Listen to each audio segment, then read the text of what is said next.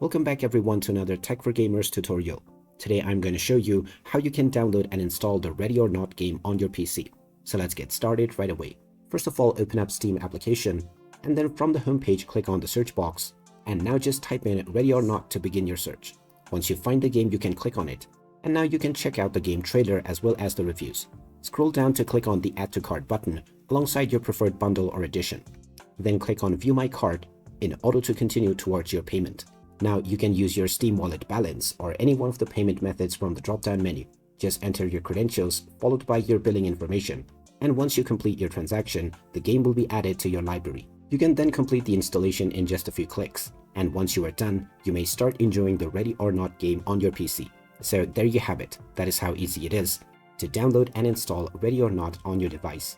If this video helped you out, then make sure to like this video and subscribe to our channel for more tips. Thanks for watching, and see you again in the next one.